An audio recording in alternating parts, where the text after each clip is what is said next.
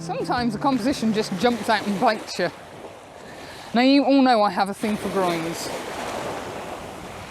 Especially groins with green tops on. So as I've walked around the corner, I thought, oh, I like those. And I've composed so that I have this one, the right hand side, and then I have nothing but water, and we go out to the ones right at the far end. I know this sounds daft, but I can't see what I'm pointing at because I've got my sunglasses on, but without my sunglasses on, my eyes are hurting. Now there are a couple of things that are really frustrating me here. That's better. First off is we have a wind coming from behind, which isn't so bad because I can kind of shield the camera slightly so we don't get any camera shake. But the most annoying thing is that humongous bank of cloud. It's really ugly, and we've then got a bland, blank piece of sky. So I've popped the 10 stop in to try and get that to move. I don't know if it's worked or not. Yeah, it's kind of lightened it a bit. I did one with the 6 stop, and it's just kind of sitting there like, I don't like that at all. But with the 10 stop on, that just kind of smooths it out a little bit. I'm at F8, I'm at 62 seconds. I like that, that's minimal. I've got the polarizer on to give me the milkiness that I like. There is a headland, oh, just over there. Turn this way and get blinded. About which I can do very little. I might have a go at cloning it out, but it is so far in the distance when I look at the image, I really don't think it's going to make too much of a difference. Just running the image across, just having a look to see where it is. It is noticeable. I don't think I'm going to let it worry me too much. Yeah. And having the polarizer on and setting the kelvins at 10,000, the water actually looks kind of respectable. Whereas if you look at it there, it's kind of a murky colour. Now we're on an incoming tide. My logic being, I can shoot at incoming, and we have some wooden groins down the bottom that I wanted to have a look at. So I should be able to get some streakinesses coming in, as well as getting wet feet probably. And then sunset is not until 9:30. High tide is 4:30. It's currently about 1:15. So I've got an incoming tide to get some streakiness, and then an outgoing tide towards sunset with maybe some good light. I'm not holding out for sunset colour. The cloud is just so thick. It's a good job I like minimal, isn't it? I'd be snookered if all I wanted was glorious colour.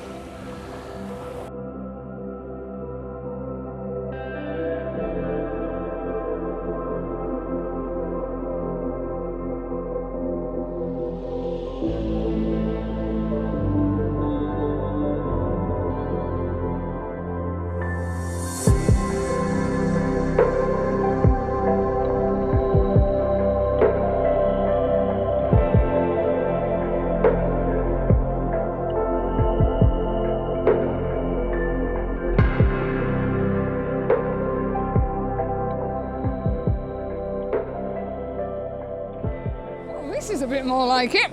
I've walked right down to the end. This is called Landguard Nature Reserve, I think, and it's a site of special scientific interest. And it's quite wild down here. For a change, I've actually got crashing waves.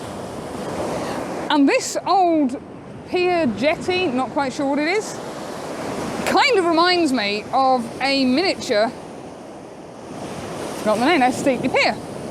And then we've got a really gorgeous, groiny, lampposty thing with a cage on top and a lovely green arrow on the top of it.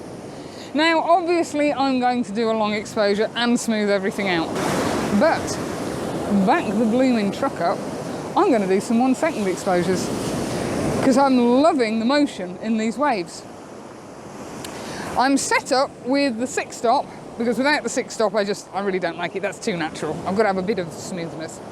6-stop, 0.6 grad, and I was at, or I am at rather, let's have a look, F16. So I'm trying to slow the motion down a smidge without blowing it out. And I think I got 1.3 seconds. Let's have a quick nosy. Oh no, 1 second. I'm quite liking that. We've actually got quite a dark, brooding sky as well. Although that isn't actually translating too much in the image. It makes a change. I'll flip you around, show you what the scene is. Yeah, as I say, this definitely reminds me of a miniature Steekley pier. Hasn't got a break in the middle of it. But I'm quite liking that. I've had to position, excuse me, the tripod so that I found that when I was down low, you could see the horizon and then a bit of sky and then the bottom of the structure. And just make it out through there. So I've raised it up a bit so you can't see the horizon line. I might bring it up a little bit more, but it is ridiculously windy and I'm trying desperately hard to protect the camera from any wind as best I can. So the higher I get it, the less stable it's going to become. By George, this is jolly good fun. I have put the 10-stop on, I won't tell a lie, and I've done a couple of images. But you know what? I actually prefer the shorter exposure images. And I've got one, maybe 1.5, possibly, where I've got some beautiful streakiness going back into the water, which I really like.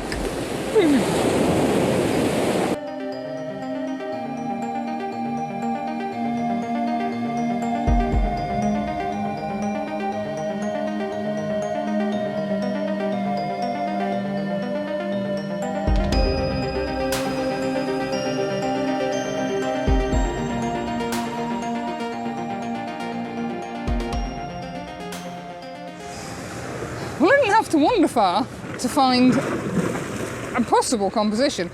There's a bit of a drawback with this one, and I'm not 100% certain what I'm going to do with it. But I've just walked back towards the car park. The wind has died down around here, we're a bit more sheltered. Obviously that's the open ocean, and here is the estuary. I think that's what it's called. Let me turn you around and see if I can get this into focus. We've got these rocks, and what attracted me was this swirling water. And obviously we've got an oofing great container boat going in at the moment, but I love the way it trails back. We've got lots of whiteness going on, and down here, I'll just tilt you down, we've got some rather nice green rocks. So I am shooting in portrait orientation. I have the rocks here coming in kind of bottom left hand, and then it curves round out to the marker post. Now the bit I'm not sure about is whether I'm going to leave the horizon in. Way! And I had decided that actually, as I hadn't got wet today, I really ought to give it a try. I've had one soaking. Luckily the camera didn't get anything. And what I'm trying to do is capture the wave as it starts rolling in here. And obviously at the moment, that would have been a perfect one with that oofing great container ship in the way. It's really not going to work. But the green on the rocks is popping quite nicely. I've got the polarizer on. I'm shooting at, where are we? 12mm on the 10-20. I've got 0.6 hard grad on. Yeah, quite liking that. As I say, I'm just not 100% convinced on that horizon. It'll be a monkey to clone, but I might end up having to clone it out.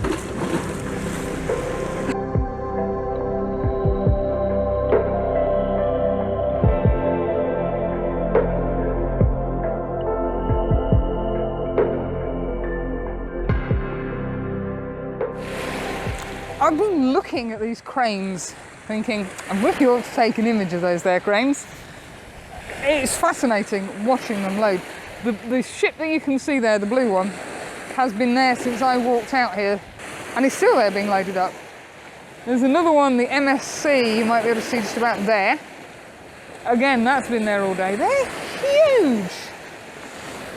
And I kept looking and thinking, I'd really like to do something that is kind of a bit of a juxtaposition between the old wreck of a, I don't know, maybe some sort of jetty or pier here, and the new all singing, all dancing cranes and port, and that's the port of Felixstowe. And I've been watching it fascinated because it's all electronically controlled. So I've kind of set this up. Tide's on its way out now. I'm a little bit hampered because it's raining, so I'm spending half my life, yes, cleaning my filters. And I like the, let's see, the angle that these two, this post and this post. Now this might be easier to show you, but the audio is probably going to go iffy because the wind is coming directly at me.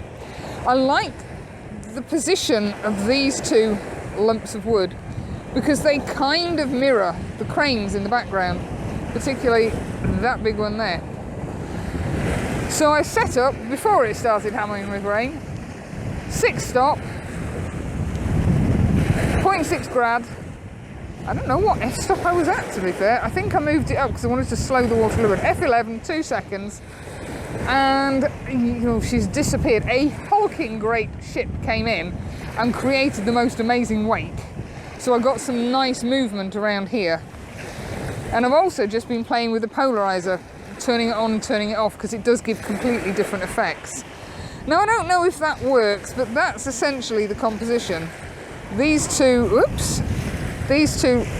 uprights and the crane on the right hand side, and then the smaller cranes in the distance. Yeah, would help if we had some colour, but hey, that's not happening. So that's it for today's little session. I'll put this one up. I'm not guaranteeing it's going to work, but I wanted to try it. I wanted to get something of a shot with those cranes in, because they're fascinating. The trucks drive in and then they seem to get a grabby thing, come down and pick up the loads and put it on another stack, and then the truck drives through.